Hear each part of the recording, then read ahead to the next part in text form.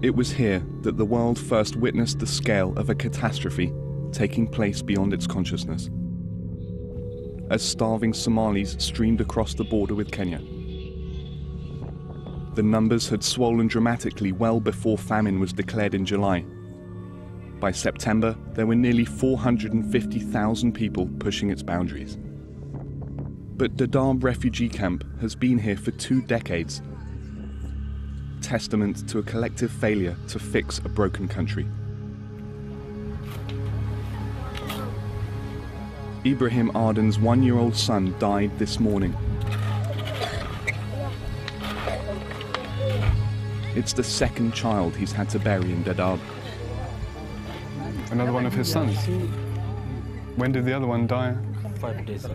5 days ago? In another grave? Can he show us? You can see the number of fresh graves that are here. They say there are 25 people buried in this area. Most of them have died in the last 2 weeks. And they're saying that many people in this part of the camp have fallen ill to measles.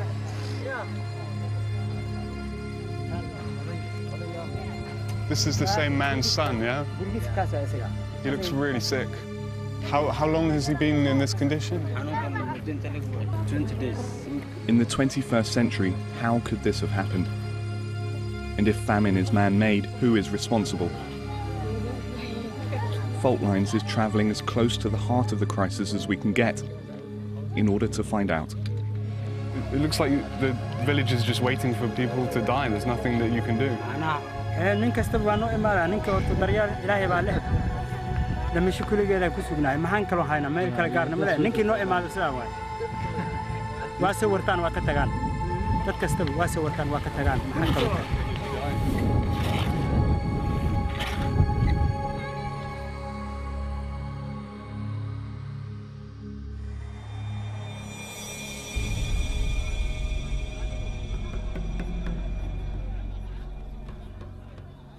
This is what 20 years of civil war and no government can do to a capital once considered one of the most beautiful in Africa.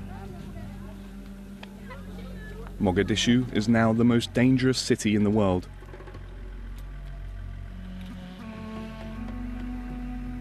And yet, as in Dadaab, Somalis from famine-hit regions are taking huge risks to travel here and seek refuge amid the conflict and armed militias.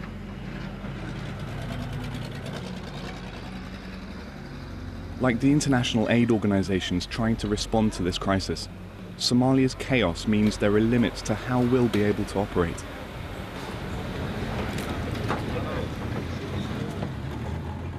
Like many international organisations, Mogadishu is also the closest our team can get to the regions where famine has been declared. That's because in those rural areas in the south of the country, Al-Shabaab fighters remain in control. The group, which was terror-listed by the US government and has links to Al-Qaeda, has banned many Western aid organisations from working in its territory. Some Al-Shabaab spokesmen have even denied there is famine there.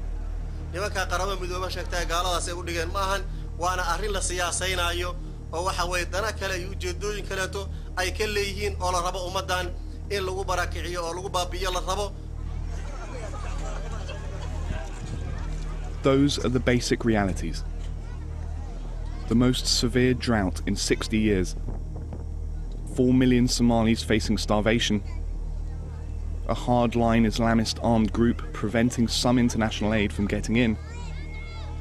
And families having to travel huge distances across front lines before receiving help. Access to the crisis is so bad that the UN says it doesn't know how many people have died.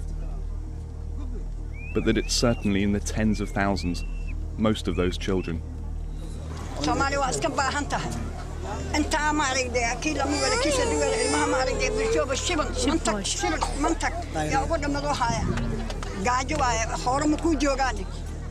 Habiba Isaac Hassan has just arrived from the countryside. Her daughter, Makaba, lost 5 of her 7 infant children on the journey. Does she think that the world understands what's going on here?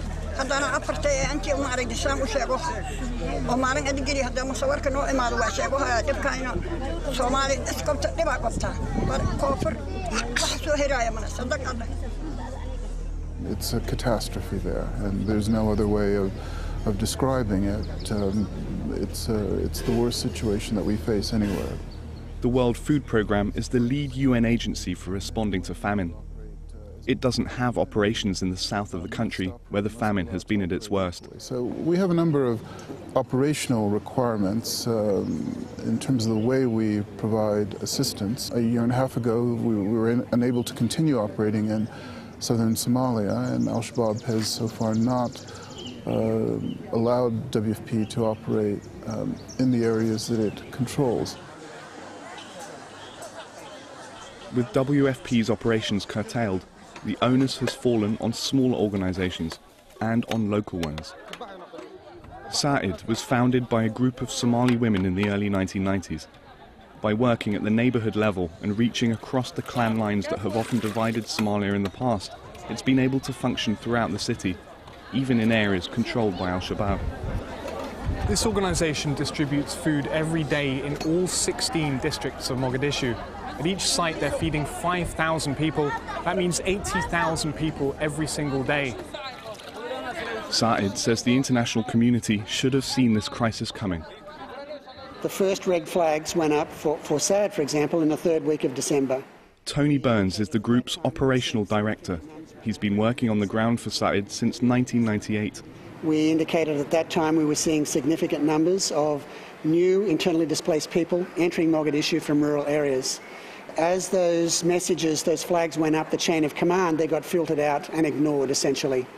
So while there was pre-positioning in Ethiopia and Kenya and in northern Somalia, there was no pre-positioning in southern Somalia. When images of the crisis started coming out, donors were forced into action. But for aid organisations in Somalia, there are strict international regulations on giving out food. Regulations that persist even in the midst of a famine. You can see how much precision these guys are putting into this to make sure that each sack weighs as much as it's supposed to.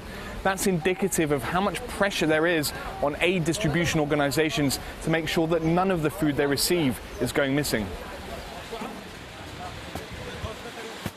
In an effort to deprive Al-Shabaab of funding, in 2009 the US Office of Foreign Assets Control, or OFAC, imposed sanctions. The requirement was effectively to ensure that individuals were not in contravention of U.S. law concerning support, material support or other assistance to terrorist-affiliated organizations. The OFAC rules have meant that organizations with US funding or handling US aid must account for every last gram of food to prove it's not being diverted to Al-Shabaab or risk being prosecuted by the US government. Even at this treatment centre for malnourished babies, accountability for every item was an obvious priority. The empty wrappers that we've seen being returned is really evidence that the mothers have to show that they've given the food supplement to their children. But it's also a way that the aid organisations can show and verify that they've actually distributed aid to people rather than it ending up in the black market or potentially in the hands of Al-Shabaab. Sa'id told us the OFAC rules made it risky to consider extending their operations beyond Mogadishu. It's incredibly intimidating. We take our mandate to the Somali population very seriously, but the legal ramifications and the financial ramifications to an organisation that has no recurrent funding are at this point enormous, to the point that we may have to walk away, even in a famine.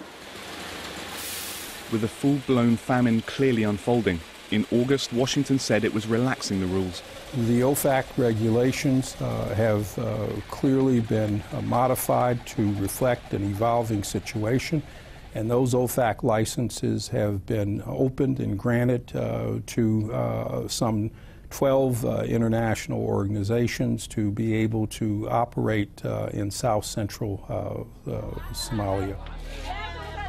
But by the time the rules were changed, some 29,000 children under the age of 5 had died from starvation. The malnutrition has been most severe among infant children. 18-month-old Mohammed Abshal Amar had escaped the famine zone 3 days before we met him at the end of September. His mother, Asha, told us there was still no aid reaching her town.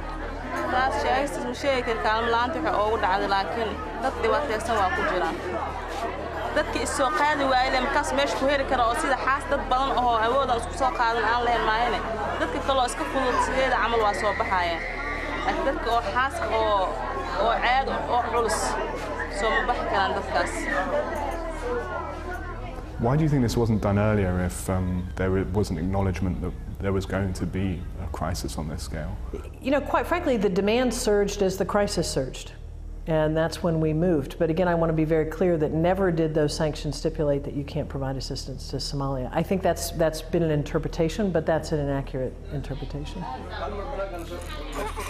But by the end of 2010, US humanitarian aid to Somalia had dropped by almost 90% of what it was before the OFAC sanctions were imposed, as the drought struck and famine loomed.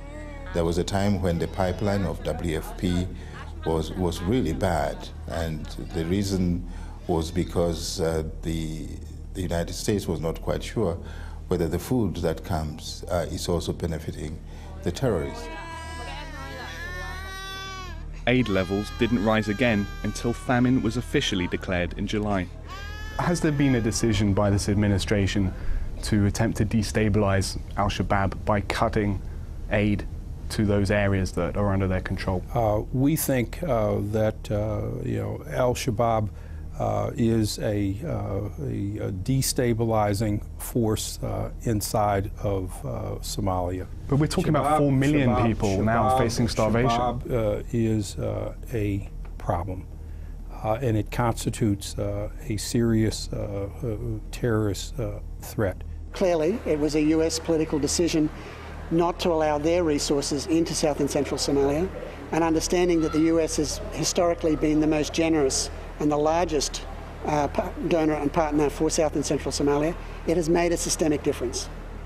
Obviously, this OFAC policy has cost lives. The question is how many thousands of lives has it cost? So what we have done here in the United States and elsewhere is to partner in a very bizarre way with Shabaab in punishing the local population. For our organization and for our staff, it's a sense of failure that this has occurred again, that they've tried their best.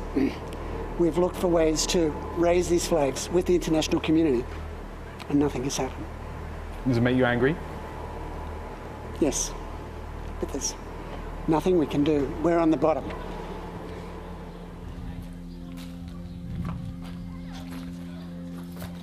The American embassy in Mogadishu hasn't been functional since Somalia's last Great Famine. In the early 90s, some 300,000 people starved as conflict between rival warlords blocked aid delivery to the south. The US led a UN force to open the aid routes. An offensive against the warlord in control of Mogadishu turned into a fatal battle, and his militias shot down 2 Black Hawk helicopters. 18 American soldiers were killed. There hasn't been a permanent US mission here in Mogadishu for many years now, but some say it was the Black Hawk Down incident in 1993 that started the US disengagement from Somalia. This former embassy is now home to more than 16,000 Somali IDPs. For some, what remains here has come to symbolize the neglect with which the US treated Somalia throughout the late 1990s. Just 5 years later, after the US embassy bombings in Kenya and Tanzania, and after 9/11, US interest resurged. William Bellamy was the US ambassador to Kenya from 2003 to 2006. And indeed, al-Qaeda in East Africa was an active and very dangerous presence. And I think there's no doubt that at that point, 2003, 2004, 2005, the overriding focus of US policy was on dealing with that particular threat. As the CIA cultivated relationships with rival warlords they thought would help fight the rise of what they saw as radical Islamism, a new political formation took control and brought law and order to Mogadishu. The Union of Islamic Courts, with al-Shabaab as its military wing. I think it was a fairly well thought out policy at the time, but it was in the end ultimately not a successful one. But the choices made next were to make things even worse. I'm absolutely confident that if the Ethiopians did not invade Somalia, Shabab would have remained a very small fragment of the Union Islamic Courts.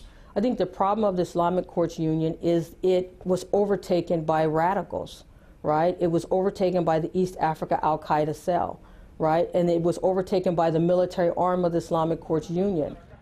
In the summer of 2006, Washington backed Somalia's neighbor and sworn enemy Ethiopia in a full-scale invasion and occupation to rid the country of al-Shabaab. Jendai Fraser was the State Department's senior official for Africa at the time. I think that's really misunderstood. It's claimed that we supported them, we even pushed them in. In fact, myself and Secretary Rice were on the phone with Prime Minister Meles urging him not to go into Somalia. But you supported it with air support and military support after the fact, right? Yeah, true. Intelligence support, primarily, not military support, intelligence support. In other words, where we had intelligence about certain targets that were high-value targets to the United States, we certainly made sure that they understood where those targets were. The horror of the Ethiopian invasion was really its occupation of Mogadishu for so many years. Not only did it destroy the Somali economy, it threw so many people out of their homes, it catapulted the Shabab to power. The 1.5 million people who were displaced by the Ethiopian occupation, which was supported by the United States, which ultimately gave birth to the dominance of al-Shabaab. That's the genealogy, if you like, of the current famine. There are still foreign troops in Mogadishu, but today they're from Uganda and Burundi. The Ethiopians have been replaced by an African Union mission of more than 9,000 soldiers. Washington provides logistical support, including weapons, equipment, even funds for private military contractors from DC-based firm Bancroft, who advise and train AMISOM forces.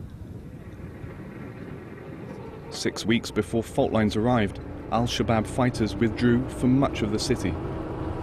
We're driving to a neighborhood in the north part of the city where African Union troops are having daily engagement with al-Shabaab fighters. So far, we've only seen the neighborhoods which have been taken back from where al-Shabaab used to occupy. Now we're going to the front line.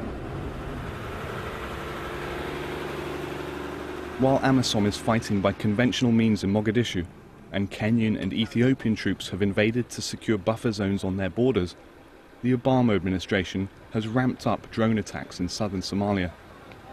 They have reportedly killed key al-Shabaab leaders.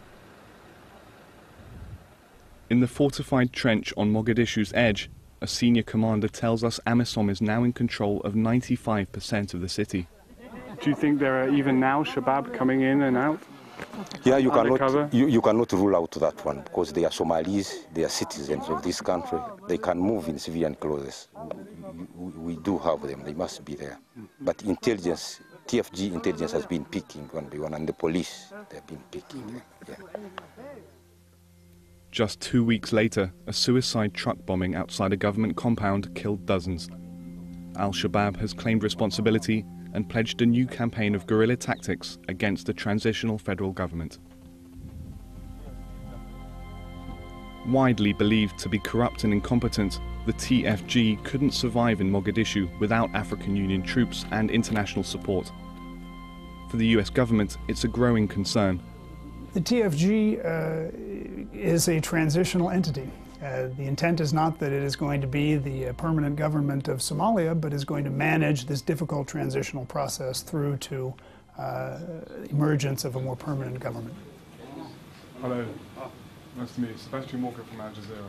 Once a member of the Union of Islamic Courts, Sheikh Sharif Sheikh Ahmed was pegged as a moderate and installed as president of the TFG with US backing in 2009. But there's a sense of betrayal now when he speaks of those who brought him to power. dowladda Mareykanka dowladda meesha lagu dhisayna waa joogeen oo shirkii Djibouti oo ka socday iyo shirkii ka horeeyay ee lagu qabtay Kenya taageeraduna mal warba joogta ahayd laakiin waxa aan isweydiin karnaa waxay taageeradoodu ma gaartay heerkii ay u baahnaayeen dowladda iyo shacabka Soomaaliyeed ma gaarin. Within the TFG's motley army, the US has found some uneasy allies. We were just about to leave our hotel to go meet one of the most notorious warlords in Mogadishu, Inda Ade. But our guides have told us that they've heard that his militias were organizing to try and make some kind of move against us, so we've been told to stay put at our hotel. But he's now agreed to come here and do the interview right here. During the 90s, Inda Ade controlled the Lower Shabelle region in the south, where he was feared for his brutality. By 2006, he was part of the Union of Islamic Courts, and his militias were at the service of Al-Shabaab and Al-Qaeda. But he's changed sides again. A general in the Somali National Army, he now gets his weapons from Amazon. ragga banaanka taagan anay daacad yihiin anuna TFG aan dacdo marka aniga ragga banaanka taagan lagu daray aniga TFG aan Mareykanka saaxiibana. What does it feel like for you to be fighting on the other side now? Because you were initially fighting on the side that he's describing as Al-Shabaab and Al-Qaeda. Marun horta ana xaggan ka soo jeeda ma ana hogaami u ahaa. Ana sameeyay asaasay Amerikaanka. Ma ana anigu fikradeyda ka guuray hadda. Oo aan qabo in Soomaaliya dimuqraadiyad lagu maamulo. CIA-doodu waa ogtahay waxaan qarsada maahan. And do you think they find that unacceptable, the CIA? Waa sheekay mid aniga. Anigu jeedaan leh inaan gaaraan rabaa. Ma u malaynayo ayagu inay aqbalayaan hadda in Washington kitaabka Ilaahay lagu xukumo. Ma aqbalayaan. Anuna ma aqbalayo Soomaaliya wada Islaam ah in dimuqraadiyad lagu xukumo. In light of the TFG's weakness, the US has shifted course again, backing any political figure, warlord or district commissioner, who they believe will serve as a buffer against Al-Shabaab. In Washington circles, it's called dual track. The first track is designed to support the TFG, and the second track is designed to reach out to groups throughout South Central Somalia who are opposed to Al-Shabaab. The dual track approach is a disaster, point blank. To its critics, it sounds like the failed policies of the past and is likely to fragment the country even further. They have put this project on the table, and so warlords, criminals, dictators, regional fiefdoms, all of a sudden now are putting on this new garb of saying we are part of the new agenda. As the crisis in the south continues to unfold, in Mogadishu, the impact of 2 decades of failed international policy have made it difficult to respond. At Banadir Hospital, the pediatrics ward is overwhelmed with tiny children, starving, dehydrated, suffering from acute diarrhea. The room reflects the new geopolitical dynamics of the famine response. Islamic aid organizations are filling in where UN and Western groups can't or won't go. Alongside Somali staff, they're racing to save 3-month-old Asha's life.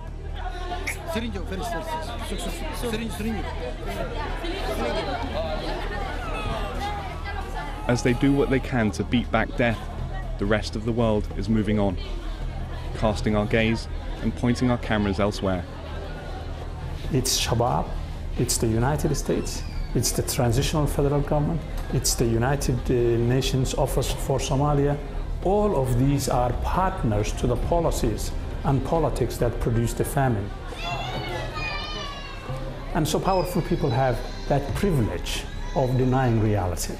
But I think if they look into the mirror and fear their creator, they would recognize that they may not have willfully decided to starve people, but that the policies that they have prosecuted in the region over the last 15, 20 years is party to the creation of a disaster that's the Somali famine. They can deny all they want, but the Almighty knows, and there is no way they can fool the Almighty.